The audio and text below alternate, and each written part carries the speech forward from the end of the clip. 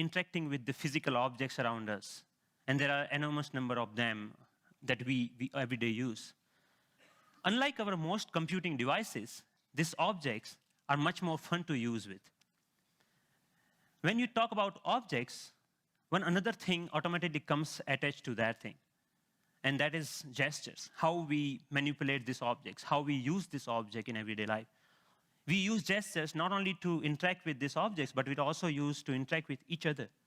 Like gesture of namaste, maybe to respect someone, or maybe in India, I don't need to teach a kid that this means 4 runs in cricket. It comes as a part of our everyday learning. So I'm very interested from beginning that how can our knowledge about everyday objects and the gestures and how we use this object can be leveraged to our interaction with the digital world. Rather than using a keyboard and mouse, why can I not use my computer in the same way that I interact in the physical world? So I started this exploration around 8 years back, and it literally started with a mouse on my desk. Rather than using that for computer, I actually opened it. And most of you might be aware that in those days, the mouse used to come with a ball inside, and there are 2 rollers that actually guides the computer that where the ball is moving, and accordingly where the mouse is moving. So I was interested in these 2 rollers. And I actually wanted more, so I borrowed another mouse from a friend, never returned him, and I have now 4 rollers. What interestingly I did with these rollers is basically, I took them off from these mouses and then put in a one line. It had some strings and pulleys and some spring. And what I got is basically a gesture interface device that actually acts as a motion sensing device made out of $2. So here, whatever movement I do in my physical world is actually replicated inside the digital world just using this small device that I made around 8 years back in 2000. Because I was interested in integrating these 2 worlds, I thought of sticky notes. I thought, why can I not connect the normal interface of physical sticky note to our digital world? A message written on a sticky note with my mom on a paper can come to an SMS, or maybe a meeting reminder automatically syncs with my digital calendar. And a to-do list automatically syncs with you. But you can also search in the digital world, or maybe you can write a query saying, what is Dr. Smith's address? And this small system actually prints out. So it actually acts as a paper input-output system, just made out of paper. In one another exploration, I thought of making a pen that can draw in 3 dimensions. So I implemented this pen that can help designers and architects not only think in 3 dimensions, but they can actually draw so that it's more intuitive to use that way. Then I thought, why not making a Google map, but physical world? Rather than typing a keyword to find something, I put my objects on top of that. If I put a boarding pass, it will show me where is your flight gate. A coffee cup will show you where you can find more coffee, or where you can trace that cup. So this was some of the earlier explorations I did, because the goal was to connect these 2 worlds seamlessly. Among all these experiments, there was one thing very common. I was trying to bring a part of the physical world to the digital world. I was taking some part of the objects or anything intuitiveness of the real life and bringing them to digital world. Because the goal was to make our computing interfaces more intuitive. But then I realized that we humans actually are not interested in computing. What we are interested is in information. We want to know about things. We want to know about dynamic things going around. So I thought about last year, in the beginning of the last year, I started thinking that why can I not take this approach in reverse way? Maybe how about I take my digital world and paint the physical world with that digital information? Because pixels are actually right now confined in these rectangular devices that fits in our pocket. Why can I not remove this confine and take that to my everyday objects, everyday life, so that I don't need to learn the new language for interacting with those pixels? So in order to realize this dream, actually I thought of putting a big size projector on my head. I think that's why it's called head-mounted projector, isn't it? I took it very literally and took my bike helmet, put a little bit cut over there so that project actually fits nicely.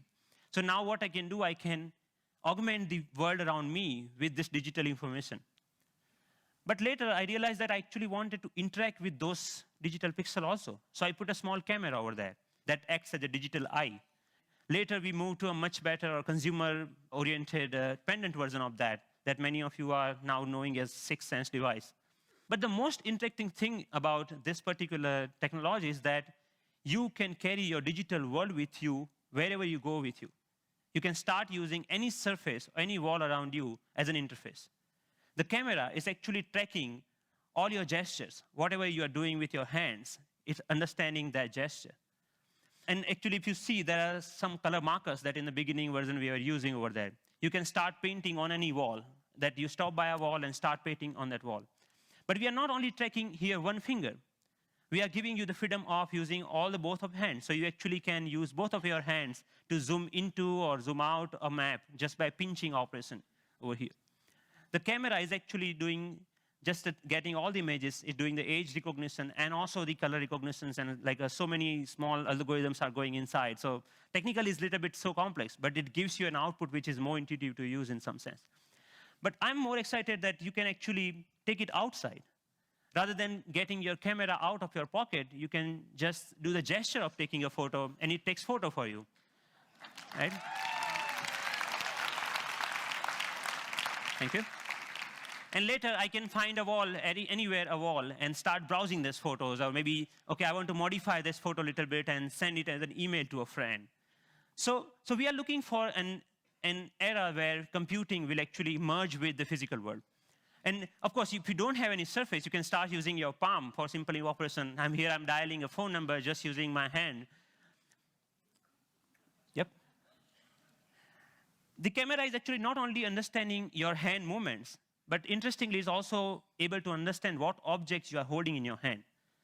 What we are doing here is actually, for example, in this case, the book cover is matched with so many thousands of, or maybe millions of books online, and checking out which book it is. Once it has that information, it finds out more reviews about that, or maybe New York Times had a sound overview on that, so you can actually hear on a physical book as a review of a sound. Gave a famous talk at Harvard University. This was Obama's last visit last week to MIT. And in particular, I want to thank two outstanding MIT So professors. I was seeing the live of his talk outside in just a newspaper. Your newspaper will show you live of your weather information rather than having updated like you have to check your computer in order to do that, right?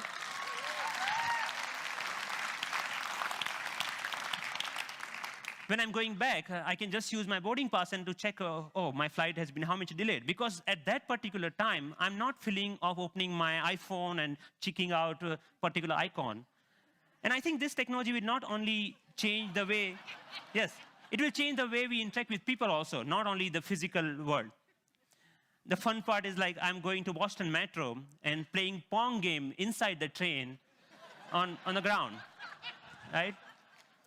And I think the imagination is the only limit of what you can think of when this kind of technology merging with the real life.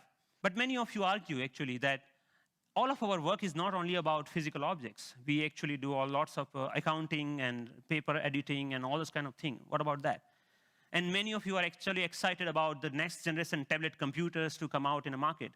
So rather than waiting for that, I actually made my own and just using a piece of paper. So what here I did is remove the camera. All the cameras, webcam, have a microphone inside that camera. I removed that microphone from that. And that, just pinch that, like just make a clip out of that microphone and clip that to a piece of paper, any paper that you found around.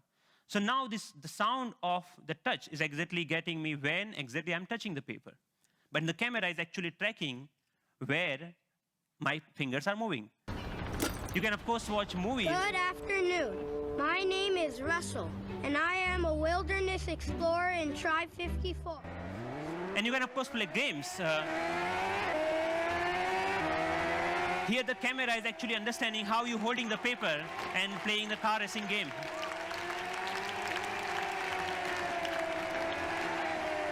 Many of you already must have thought, okay, you can browse. Yeah, of course, you can browse to any website. So you can do all sort of computing on a piece of paper wherever you need it.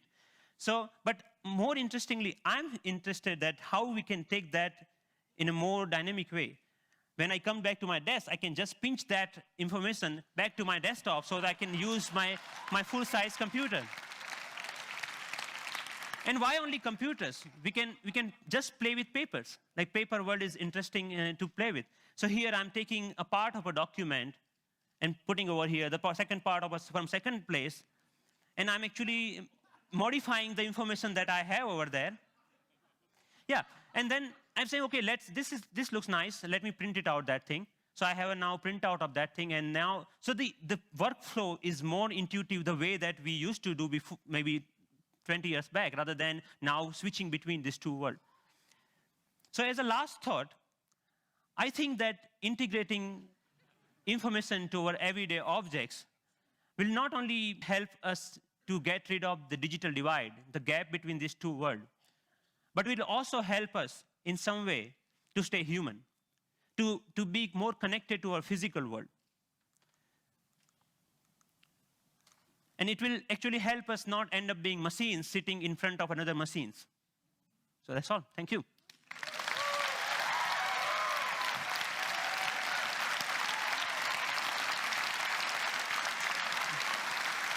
Thank you.